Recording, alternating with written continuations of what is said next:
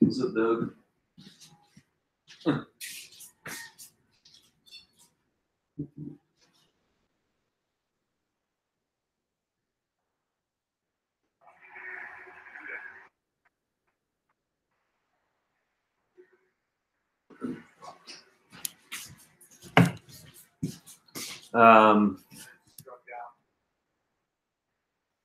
Hey guys, give me about 1 minute. I'll be back in about less than 1 minute. We'll start this. That's only you, Baha. I only see one viewer, so just me and you.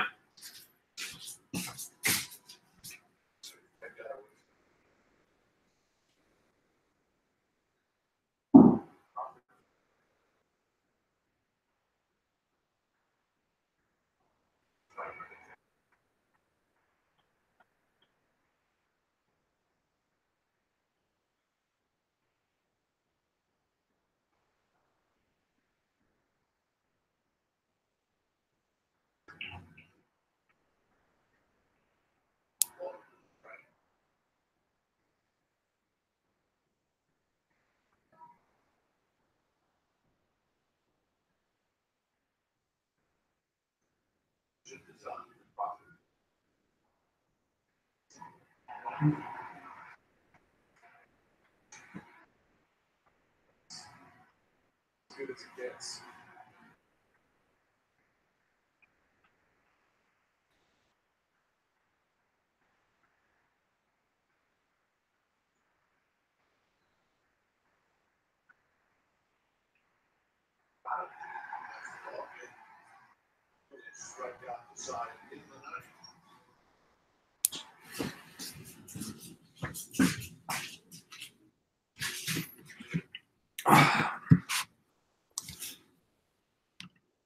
All right, Baha. Looks like we got 6 viewers, but only 3 people on the document.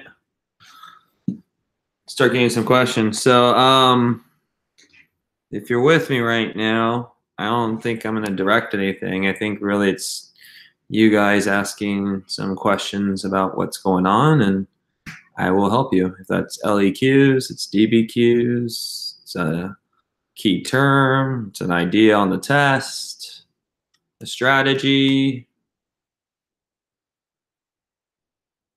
That's what we're looking for. I'm going to start inviting, since it's only 4 of you guys on the document. Or Baha, are you good?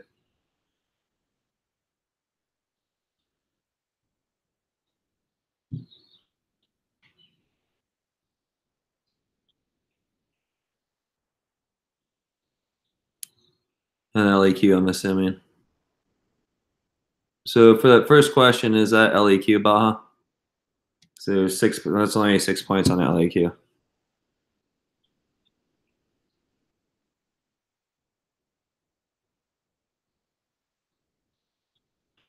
Okay. Let me see if I can share my screen with you guys, because then I can show you Franklin Delano Roosevelt. We can be a little bit clearer about that. Screen share. Let's click that button. Sure, my entire screen. Let's share that. Okay, that's going to everything, so that's kind of funny. So hopefully you guys see my entire screen right now. And can you let me know if you guys can see my entire screen?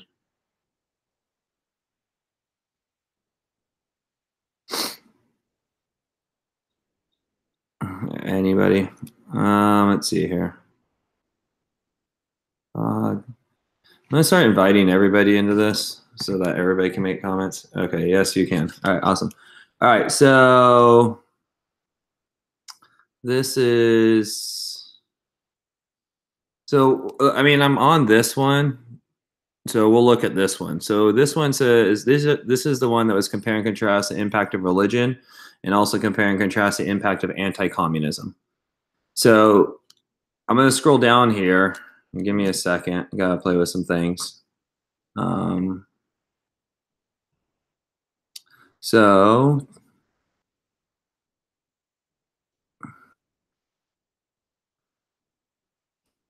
sorry for the awkwardness, but I'm kind of trying to figure out where it is so you guys can see it. All right. So this starts kind of giving me information about how to grade you guys. I mean, this is basically their scoring guideline that they have. So, you know, there's the thesis. I think you guys are pretty clear about the thesis, all that stuff. Now, unfortunately, in 2016, just like in 2017, I believe, I don't remember what the rubric was for APUSH in 2017, but those ideas weren't there. Like the 5th and 6th point wasn't there. So hopefully if you guys can see me right now and you're looking at it, this is question 2. So this is the one that was talking about the impact of religion, compare and contrast the impact of religion on the United States in those 2 time periods. So here is the specific evidence.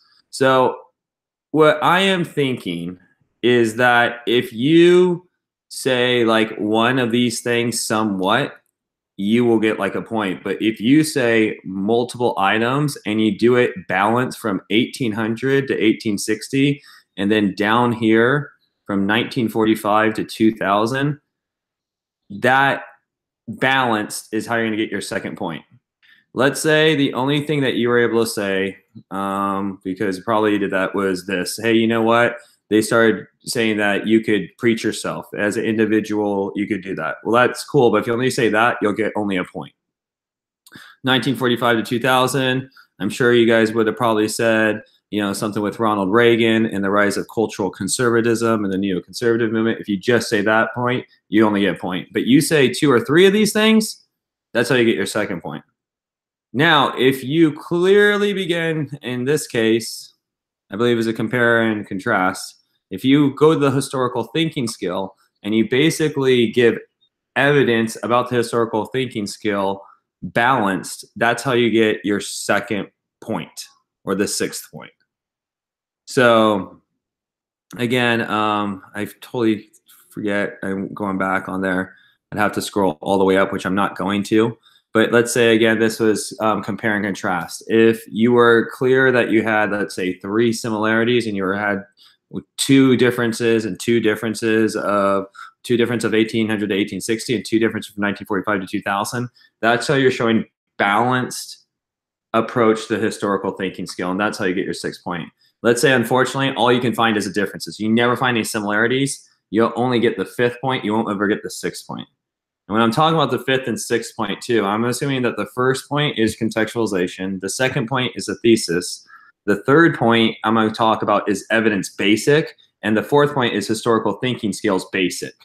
The 5th point I'd say is evidence, evidence like very comprehensive and thorough. And then historical thinking skill, very thorough. So that's where we kind of get the extra credit if that kind of is what, I mean, kind of what I'm talking about earlier with the extra credit. So real quickly, guys, so that we be on the same page about what we mean by the 5th and 6th point, let's quickly, you guys all see my screen, but I'm going to be going to, I'll go real quickly to the scoring guideline to make sure you guys understand what I'm talking about, the way that we're talking about the 5th and 6th point. So that when you guys ask questions about the 5th point or the 6th point in the second, that we're clear. All right. Hold on, my computer's a little bit freezing out here. Yeah.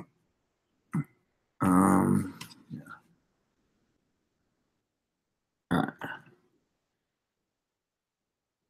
So on the grading sheet, right, we see it something like this. So this is what I'm talking about. Thesis is your first point. Contextualization, second point. Now evidence, I consider this is like 0.3 and this is 0.4. I'm assuming this is what you guys are talking about, 0.5, which is like having multiple examples from 2 different periods in this case, and 0.6, which is having multiple times that you're arguing that there are similarities and differences, and you have an even number of similarities and an even number of differences to totally address the prompt in its entirety. Okay, so I hope that kind of helps you with maybe let me get back to the Google Live review. So hopefully that helps you out with a little bit about the Second Great Awakening. Now coming down a little bit further, where this is the anti-communism one. So comparing and contrasting the anti-communism one. So here's the evidence. So before then, these are some of the things that you guys should have talked about. So if you talked about, let's say, one of these, just said one, you just said the word Red Scare. I don't care where it is in the entire essay. If you just say the word Red Scare, you're automatically going to get the first point for evidence.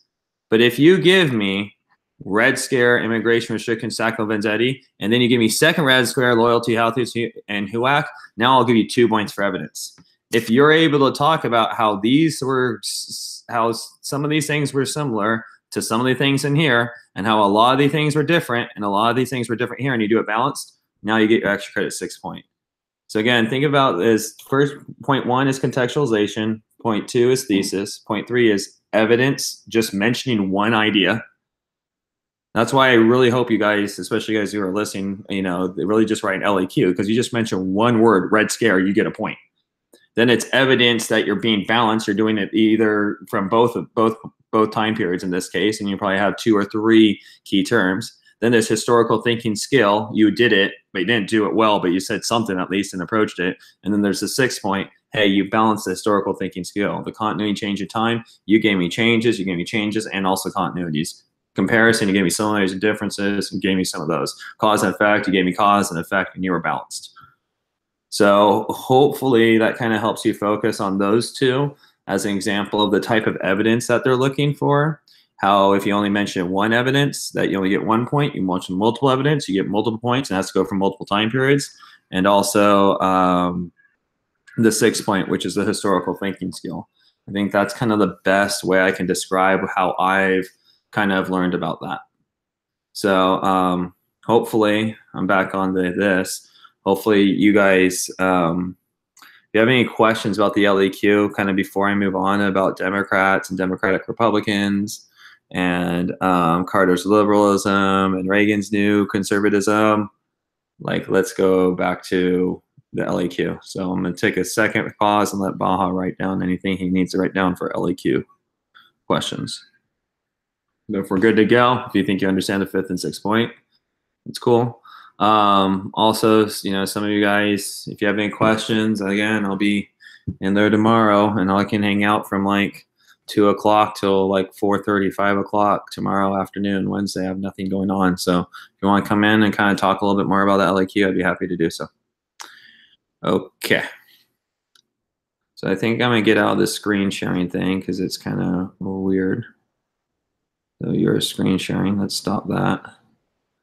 All right. There we go. Okay, so I'm assuming Baha's not added anything, so let's go move on to the second question. Can you explain the different beliefs of the Democrats and Democratic Republicans? Yeah, unfortunately, the Democrats consistently go through some changes, right? So remember that the Democratic Republicans will be the babies will eventually turn into the Democrats. When I ever hear the Democratic Republicans, I always think of Thomas Jefferson and the Revolution of 1800 and him kind of having control as basically because the Federalists had power for a long time, his kind of reaction with the Anti-Federalists.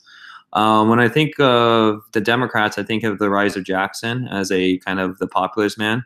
Remember, he's the guy that kind of stood for holding slaves. He did all these bank vetoes, so he was definitely an anti-federalist, even though they're not called that anymore. They've turned into the Democratic Republicans, and now he's going to call it the Democrats. Remember, he's kind of an alcoholic. He's from the South. He's super religious. He prides himself on not being educated. So, what's interesting is when we use the word Democrats today, we kind of have this conglomerate, and they've kind of changed since after the Civil War. So the Democrats, the Southern Democrats especially, are going to be the ones that actually secede from the Union. So that kind of gives you the idea of the Democrats of Andrew Jackson. So again, the Democratic Republicans think Thomas Jefferson. The Democrats think slave owners, think, again, Andrew Jackson, think the ones in the South that succeeded.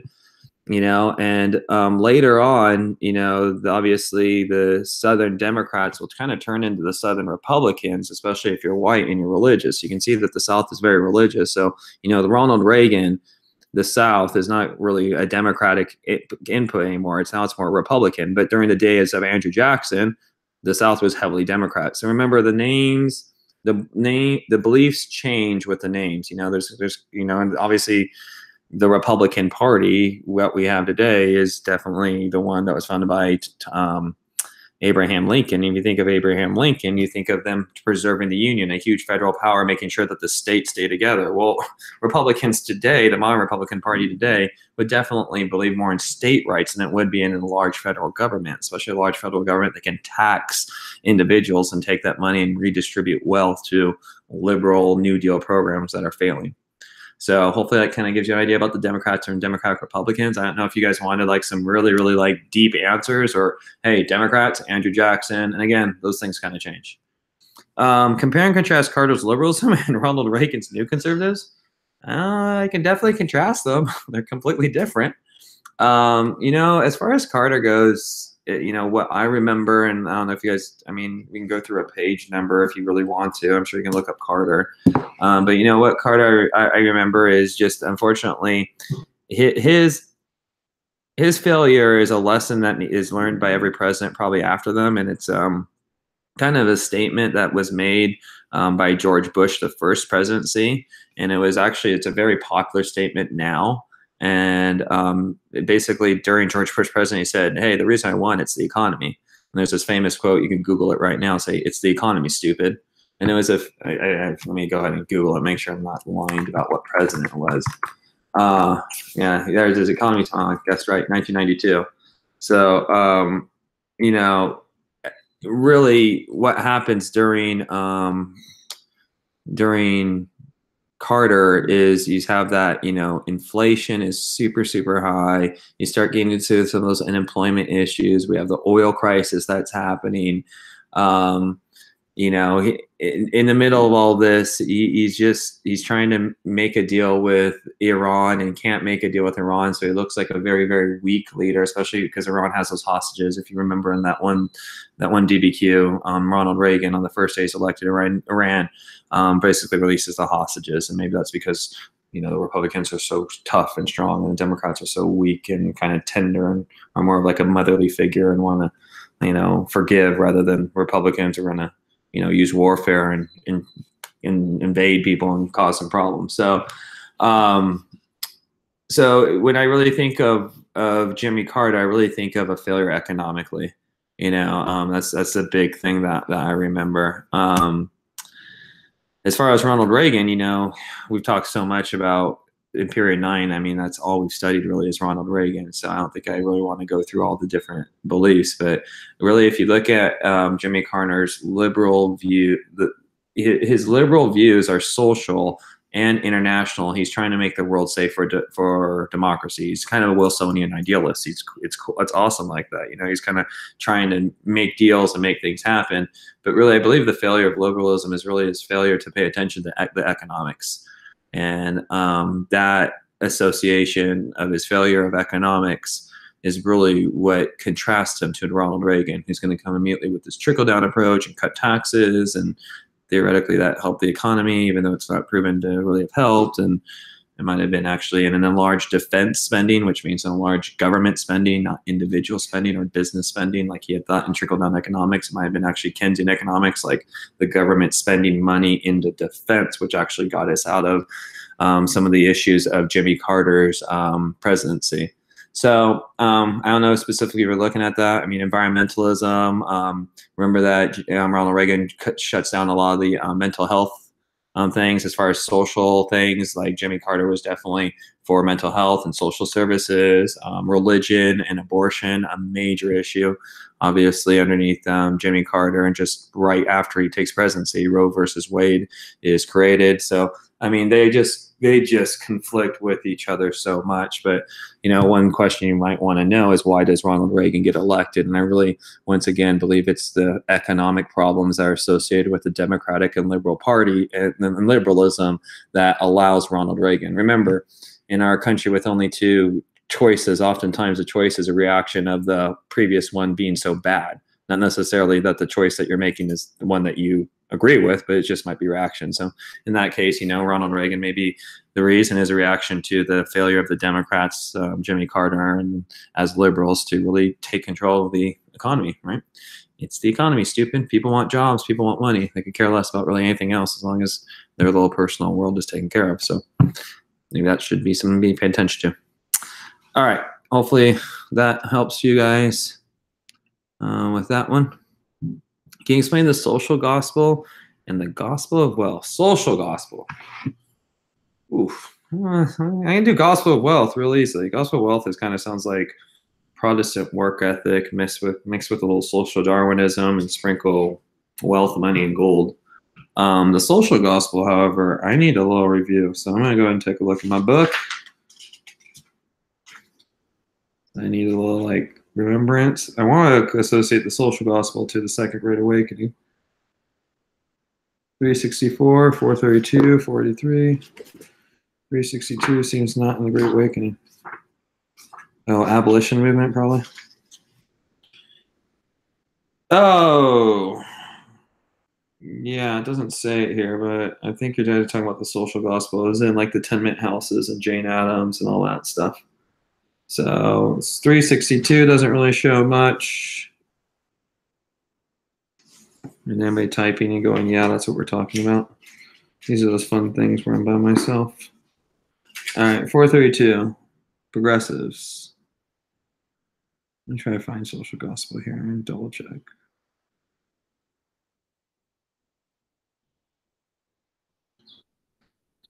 Chapter 18, so it was back there. By Walter, all right, I'm Googling it. I think it was on that one page. I'm over it. All right, so social gospel. Social gospel. Protestants applied Christian ethics, child labor, inadequate technology, blah, blah, blah. Early 20. It was probably in the early 20th century. Early 20s, so 1900s. Okay. So I kind of attribute it to the Gilded Age in the 1890s, guys. The social gospel, as I read it, is just again, Jane Addams and the tenement houses would be definitely an example of that. And it definitely is very similar to the gospel of wealth. In this case, though, I think the social gospel was just people that were probably mainly religious groups that wanted to affect change with some of the social conditions and social problems that they saw.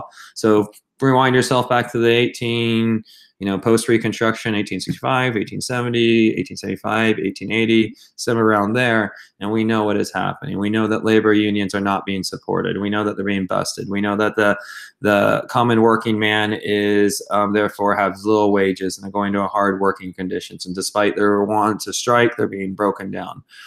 We know that during this time, there's a high amount of business, and business and politics has been highly corrupted. So you put all of that stuff together, and these groups were basically, it could have been wealthy middle-class professionals, teachers, lawyers, professors, also probably most likely definitely preachers and those that were religious that basically said it is our duty to go ahead and come back, a good duty to go ahead and fix some of these social ills, such as child labor, children working under the age of 15, some of the working conditions, some of the pain conditions, some kind of the living conditions. Google right now the word tenement right now.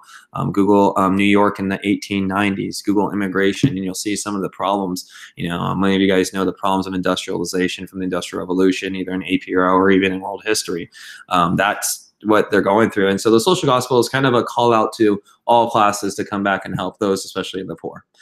How is that with the gospel of wealth? Same freaking thing. The gospel of wealth really, sorry, I'm kind of looking at the next question, which is the oil crisis. So give us a second. But the gospel of wealth was really about kind of an idea by the social barons that are not social, excuse me, the robber barons or the captains in the industry, but those that had become very, very wealthy due to the Gilded Age, that it was their duty to give back to the public in some way or form. Kind of interesting. We kind of do have those laws. Like I work for a bank, and one law of the bank is we make money off of the bank. I mean, off of our community, and so therefore we have to give 3% back of everything that we make in a profit somehow back to the community. So I remember actually coming back down to San Diego for one of the first times and giving. Doing like a little rehab. We cleaned up like a canyon. We repaired some homes. We painted some homes. We cleaned up the neighborhood, picked up trash, all that type of stuff. So it's kind of a thing that was called, giving back, and it costs money, and that's what was supposed to happen. So that's what the gospel of wealth is. Basically, those who have become lucky, those who have become wealthy, it is your duty to give back. A great example of this would be Andrew Carnegie. That kind of is a Google question of captain's industry or robber's baron. Because if you look at it, I mean, he gives millions of dollars in museums, art. He goes back to schools, I believe. So you can see Bill Gates being kind of a considered like one of these captains of industry and one of these people that believe in the gospel of wealth today currently. That gives you a better idea. The oil crisis really brings up the problem that we still have today. I mean, you can see it with our love affair with a monarchy called Saudi Arabia, and the way in which it's traditionally treated its people, and also like the fact that many terrorist organizations that are not American friendly have been birthed out of Saudi Arabia. So why am I talking about this? I really think the oil crisis shows a dependency of Americans on Middle Eastern oil specifically. And if you Google the word OPEC, which is oil petroleum exporting countries, this is basically all of the countries that have the most oil in the world. It includes Russia, Saudi Arabia, Kuwait, Venezuela, I believe, is in there. But basically all the countries get together and they determine how much supply goes out. Well, and also the price of things. So basically they're controlling the market. It's basically a monopoly of these 12 to 15 countries. Well, again, most of them are Middle Eastern. And so what you see as the consequences of this is that because we don't get the oil, we're so dependent on Middle Eastern oil. And that dependency on Middle Eastern oil will cause us to have relationships with the Middle East with people that maybe their governments like us, but their people don't. Again, a great example of this would be Saudi Arabia and Osama bin Laden, and the fact that he was a Saudi prince and he was one of our, we were aligned with them. And they are just so frustrated about the role of us in the Middle East. So the oil crisis kind of shows our dependency on Middle Eastern oil, the power of a group of countries called OPEC that have control of all the world's oil, and how the fact that that dependency and that money in oil is actually helping to fund terrorists. And eventually that will come back and kind of bite us in the butt, as we have seen the birth of like Al-Qaeda and also like ISIS really being funded by the wealth of some of these Middle Eastern countries that have a lot of oil. All right. Can I explain imperialism? Yeah, that's how our country started. It's when you take over another country and use the little colony country to benefit you politically, economically, and sometimes even socially, or try to control it socially. Obviously, that is one of the, I don't know where that question's going, so we're going to move on to the next one. War on terror. If you want to look at, probably the thing you want to look is the Patriot Act. Probably one of the most important pieces of legislation that was created on the war on terror. This gave the federal government, more specifically the FBI and police, but more specifically the FBI, unprecedented powers. So one of the things that came out of this is they've been able to basically listen in on phone conversations much easier than they had to. I believe that you're able to be in prison for 72 hours if you are thought to be a terrorist. That doesn't mean we brought evidence. And if you're like, well, I thought you can't be thrown into jail until there's like evidence brought upon you, or there's some kind of presumption of guilt that you've committed a crime. Well, in this case, no, you're going to be thrown in jail for 3 days. There's some massive relationship to this, and what my grandparents went through, the internment camps, the loss of what we call your civil liberties or your first 10 amendments or any of these rights that have been given to you. I really think the war on terror, when you talk about domestic politics, if you were to look at, Google the word Patriot Act and understand that this gives the federal government and the FBI a lot of power, I think that's where that one's going.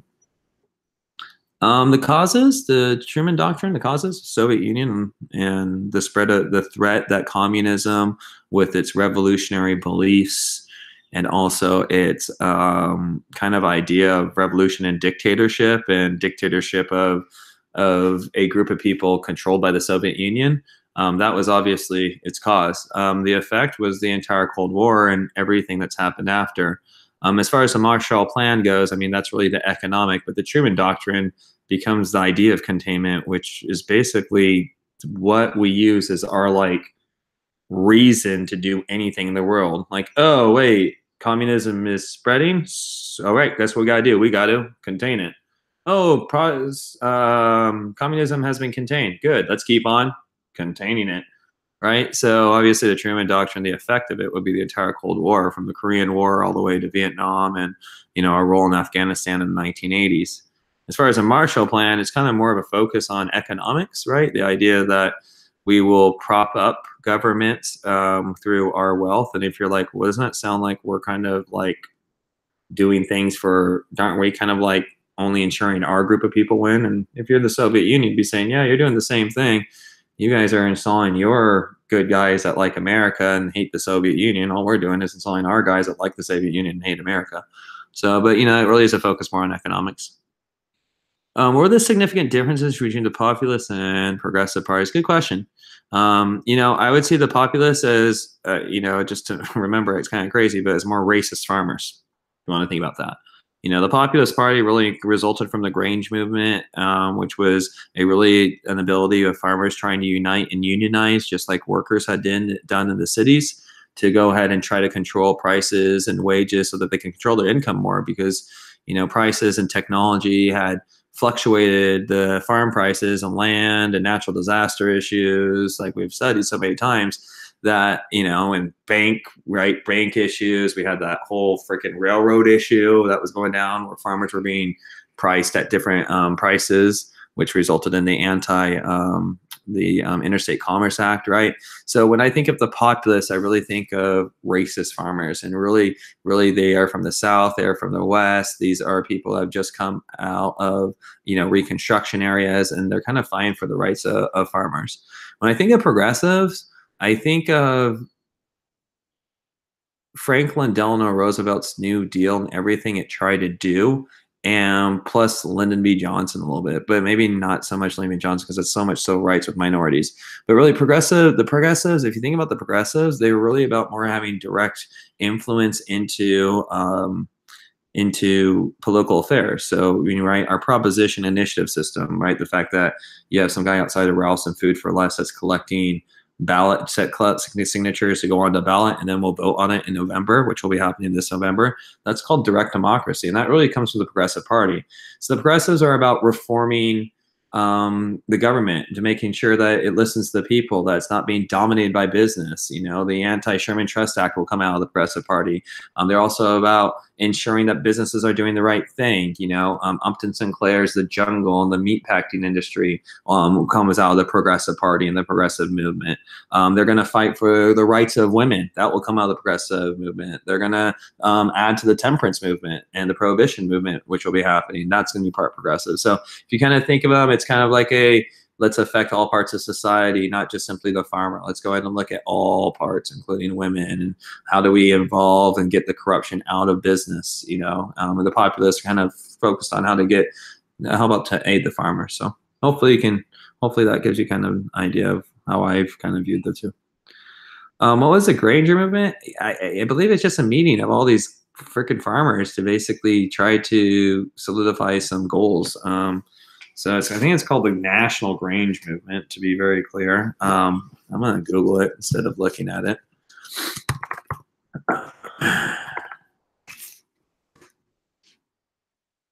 Yeah, so, you know, 1875. So you can think of the National Grange Movement as the ones that are right before the populists, you know. And I'm actually clicking one that is for Gilder Lieberman, because we haven't hit that one, but it has this awesome picture of it. But basically it says this: it was to advance the methods of agriculture as well as to promote the social and economic needs of farmers. In the financial crisis of 1873, along with falling crop prices, increase in railroad fees to ship crops, and Congress's reduction of paper money in favor of gold and silver devastated farmers' livelihoods and causing a surge in Grange membership. You know, that's another thing that we got to remember is also that remember our farmers always want cheap credit. You know, so that's another thing to think about with the populace is not only are they really pissed off about certain types of corruption in government, they also are economics are pissed off about the banks and the banks not finding easy credit. Remember, that's like the freaking story, you know, of all of history is that, you know, poor individuals want easy credit. Banks don't want to do that because they're probably going to default on loans, but they need that to advance. And it's this whole thing. You know, we call that easy credit today, probably college loans, right? You invest in yourself so you can get some money and pay that back later. But what if you don't make it to college and you go down? That's what the banks were doing. The banks really weren't trying to lend to farmers who probably would not pay back their loans in a timely fashion because of their poor status, right? So that's kind of a constant fight. So, you know, when you think of the Grange movement, a club basically trying to make sure that they're advancing agriculture techniques or sharing technology with each other, how to use things. So that's kind of like what the club focuses, and it kind of turns into one that's being fighting for the political and economic rights politically to ensure that government responds to the needs of farmers, and economically, you know, to ensure that they're that the banks are giving them easy loans, that they're not getting different fees for the railroad, which will eventually come to the Interstate Commerce Act. Cool. So hopefully that helps you with that one. All right. Let's see what else we got. How are the colonial and imperial goals? I don't know what time period that is, and I don't know what we're talking about for number 11. How were colonial and imperial goals different or the same? Like the British Empire's goals? So don't know what what did the populace believe in? What's the important thing we need to know about them? What was their influence on society? Check, check, check. Period 1 and 7? Where is this coming from? Sounds like somebody read like an LEQ where they're trying to figure out like the British Empire's goals compared to how the United States was an empire and during the Spanish-American War. I mean, period 7 also is like 1918 to 1945, correct? I don't know. I'm not going to guess on that one too. Okay, moving on. Did anything significant happen during JFK's term? You know, I know he did something as an APUSH teacher. I should probably know something. All I remember multiple times in college, multiple professors saying this: JFK is known as being the best president that did absolutely nothing. So, I mean, one thing I know he does is he starts the Peace Corps, which is pretty cool, which I almost did, which is a group of basically kids that graduate college and don't have a job, and they go to another country to try to help it out and try to find themselves and live in another culture and go, wow, I'm so enculturated and smarter now.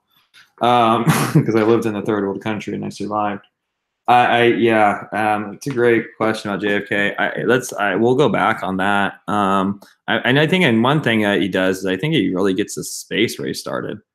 You know, he's the one that says, "Hey, well, we're going to land a guy on the moon in 10 years," and he gets NASA popping. So, I mean, that's one pretty significant thing if you want to as a response. I know that he basically is the one that starts putting American boots as advisors in a massive form to Vietnam. So our increased participation in the Vietnam War was huge.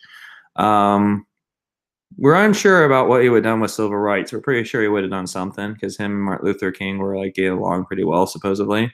So, but we're unsure because obviously he was assassinated before that could happen. Yeah, he's known as just being this really young, charismatic guy that really just made the country feel good about themselves. But other than that, and had multiple mistresses, which we have a problem with now. It's kind of funny how in American history there's been presidents with multiple mistresses and multiple issues, and right now, if you're following our current president, there's this huge issue with a porn star and an affair, right? And anyways, he had Marilyn Monroe plus many others in JFK's time. Let's put a star on that, and if I have time, I will come back to JFK and we'll figure it out. The Warren Court case is just all I think about is individual rights, right? So like the right to a counsel, like a publicly funded counsel, and what's counsel? A lawyer, a right to a lawyer, or if you cannot afford one, right? The whole remember that idea, like you were always given a right to trial by jury, but it doesn't mean that you were given a lawyer.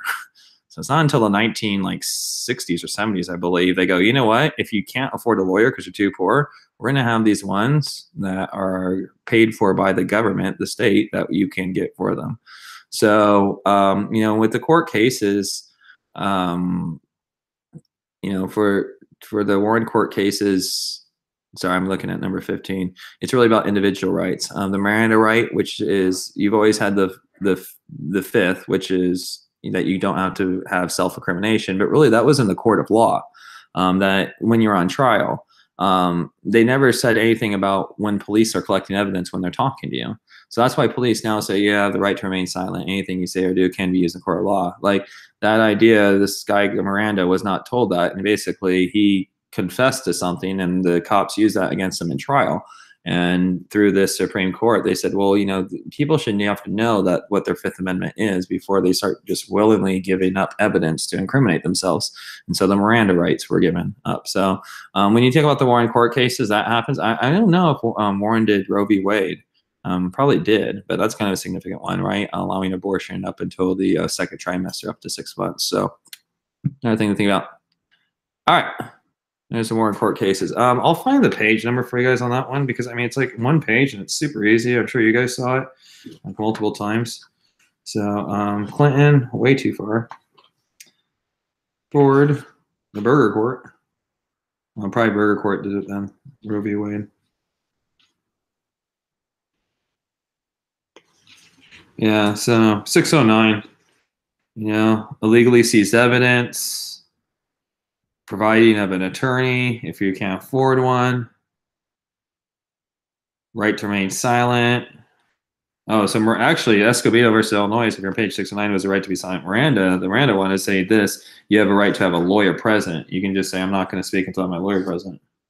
Then it continues on Yates, you know, that that I can, as a communist, I can even speak out loud. So just there you go. All those different things. Bible, requiring prayers and Bible. Individual rights. Periods 1, 2, and 9. Yeah, I guess we didn't really do those, huh? Okay, I'm gonna go to the top of the document right now. We will add that. So I'm gonna use this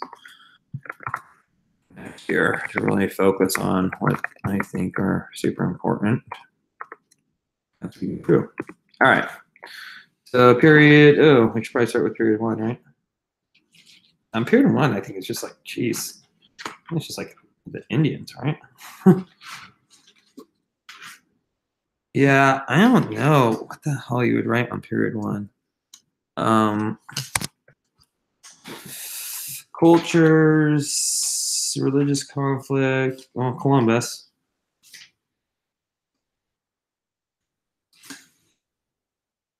Yeah. So all right. So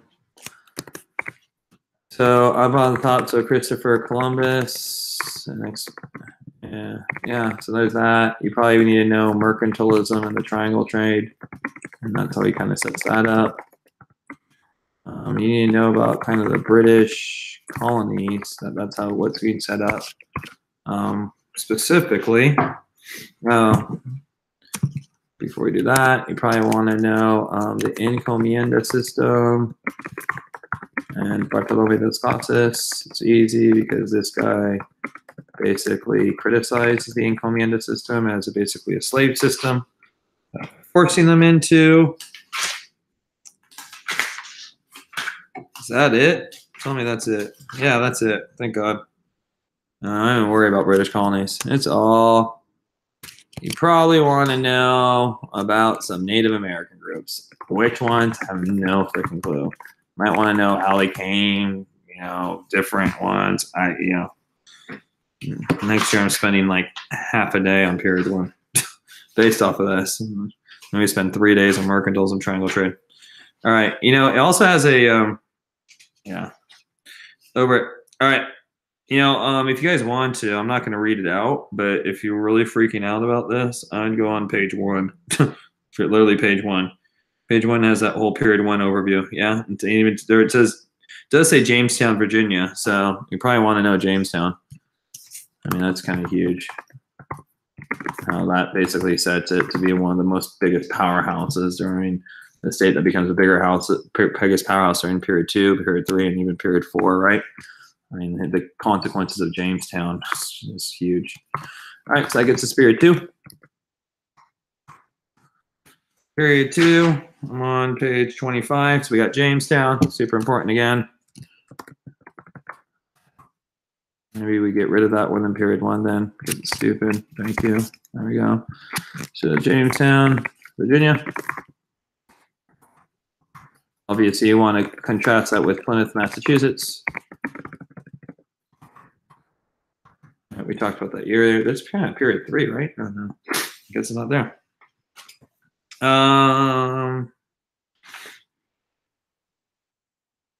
You probably want to talk about the institution of slavery, indentured servants, labor. I would put labor institutions, indentured servants, slaves. Page 29. You know, you got the Act of Toleration, which is kind of showing some religious things, which is kind of cool. There's mercantilism, like big time. There's slavery, big time. So I'll put mercantilism one more time. Maybe colonies in trouble. I mean, that's really the focus of mercantilism, is signing up the issue of the what will lead into the French and Indian War and leading the American Revolution, right? All right, so there's that. Period 6, 7, 8. What the hell happened to the sizes over here? All right, so period 9.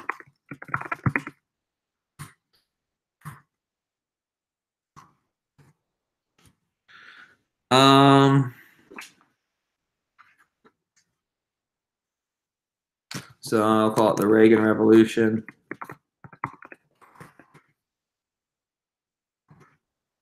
And new conservatism. That seems to be huge. Clean Reaganomics. Probably the end of Cold War. It's kind of a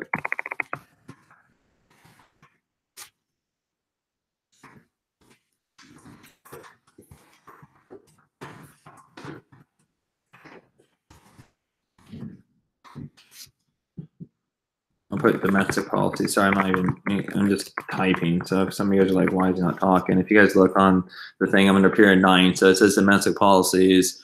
And then, you know, that's Reagan Revolution. This is foreign policies, right? Of Reagan.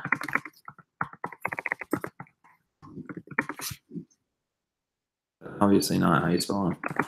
R-E-A-G-A-N. Yeah? Yeah? All right. Let's not get any more red lines. Hey. Okay, so we got that. That's the end of the Cold War. Persian Gulf. I don't know if you need to know that. Even though that does start Iraq issue. Brings half of you freaking kids to El Cajon.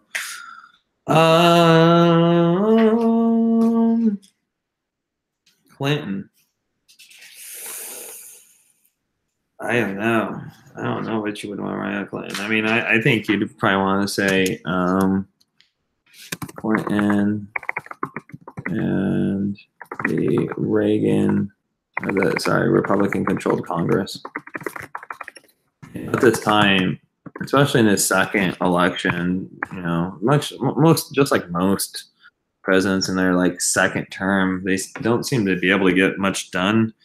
Especially when you have a Congress that's controlled by the other party, right? They're just going to say no, and that's what happened to Obama. Obama tried to do gun legislation, gun control. No, wouldn't happen. Tried to pass Dreamers. No, he had to do it himself. So they just say no. You know, this is so like period 8. This is such detailed stuff. You know, definitely immigration seems to be always a freaking issue. I don't know, immigration of 2000. You know, or American, I see American Society on page 61. Immigration, that'd be an interesting paragraph to read. You know, just talking about undocumented workers, and blah, blah, blah, blah, blah. Income and wealth, and that ends, whoa, geez, we got another chapter. Whew. Okay. And the war on terrorism. There's Obama. Wow. What's ISIS? Trump administration. 2016. Dang, this thing is really updated, people. Oh, no, probably the war on terror. Cause and effects. All right. Let's see where we're at. What are we doing here? Were any of the first ladies important? Yeah, Abigail Adams. Before she was a first lady. When John Adams was at the convention and she penned "Remember the Ladies," Johnny Boy. And it took us 140 to 50 years to remember the ladies. I don't think so, unfortunately. I don't know. You guys have a women's thing. I haven't even looked at that women's thing. It came from Baja. It looked good. So I would look through that. I don't think any of the first. You know, Eleanor Roosevelt is known as kind of really setting the stage as to what first lady should do. You know, before Eleanor Roosevelt and under Franklin Delano Roosevelt, it makes sense that FDR's wife obviously would be involved in government as well, right? Like runs in the family. But she kind of sets up the idea that the first lady should set like agendas. And if you look at it, like every first lady has set an agenda. So like one of Hillary Clinton's agendas was like, I think, healthcare for children. Yesterday, I joke you not, Melania Trump's agenda came out for children to just be their best. So you can go check out Melania Trump's little first lady moment. So, you know, Eleanor Roosevelt is the first lady that says, as a first lady, our job isn't just to sit here and look cute and look pretty. Our job can actually direct the attention of the government. And actually, she gets into some control. Nancy Reagan is another interesting one. As the story goes, Ronald Reagan, towards the last 2 years of his term, in his second term, was basically losing it. And I guess she almost took like basically total control of the government. She was making like most of the decisions at the end. Also involves like talking to an astrologist, somebody that studies the stars. Like the star alignment would help her understand what type of decisions to make for her husband while her husband was sick, since she was the first lady. So that's kind of interesting. But I don't know. Abigail Adams, Eleanor Roosevelt. That's what I would do. After that, if that's on the test, I mean, really, College Board. Can't help that one. All right, looks like we got 9 minutes. Go back to JFK's terms. So let's go take a look at JFK. Kennedy. JK. John F. Wow, look at all of this stuff, huh? Look at that. 603. Basically 600 to 604. You got the Vietnam War, 612 to 613. So 600 to 604. Let's go see what JFK did. Let's stop the myth that he didn't do anything. He's actually the coolest president of all time. I went to 560. That doesn't make sense. All right. I said 660, didn't I? Did anybody remember the page number? Somebody write it. I swear to God, 660 is not the right one. See, that's why I ask you guys to repeat the page numbers. That way I don't have to remember. Kennedy, 600. Hello. Don't make fun of me. I'm tired to read LEQs after this. All right. The New Frontier. I thought we were done with Manifest Destiny. Yeah, see that New Frontier being like space, the final frontier. If you're a real nerd, you know what I'm talking about. If you're Star Trekky. The election was kind of interesting. Nixon theoretically should have won. And if you listen on the radio, this kind of showed the importance. So I'm just going to kind of go off. I'm just going to go through 600 to 6 whatever and talk about some stuff. But what was interesting is that this is like the first time the debates were on television. And so because of that, if you listen to the radio, if people were like, if you were to listen on the radio debate, for sure Nixon won. But if you were to watch TV, JFK won. And it's kind of the idea that JFK was this young, good-looking dude. Most people liked what he said because he was young and good-looking. Very interesting. All right, domestic policies, New Frontier. I'm looking at page 601 under New Frontier Programs. He says this: Kennedy called for an aid to education, federal support for the healthcare, urban renewal, revamping our cities, increasing civil rights, but his domestic programs languished in Congress. While few of Kennedy's proposals became law during his 1,000-day administration, most were passed later under President Johnson, which was his vice president. So again, that kind of gives you a heads up that Congress, if Congress isn't on your team, they basically stop anything from happening. Bay of Pigs is a failed invasion. So far he's tried to do stuff. He has not worked through Congress. He tries to attack communism by attacking Cuba and Fidel Castro. That doesn't work. He does succeed in the Cuban Missile Crisis and pushing them away. So there's that. And now you're done. And that is it for my boy Kennedy. In retrospect, at that time, Kennedy's presidency inspired many idealistic Americans to take seriously as narrow-resist. However, more recently, his belligerent Cold War rhetoric has drawn criticism from some historians. They really not much going on. In his involvement in the Vietnam War is that he sends advisors over there and really begins to Americanize this war even more.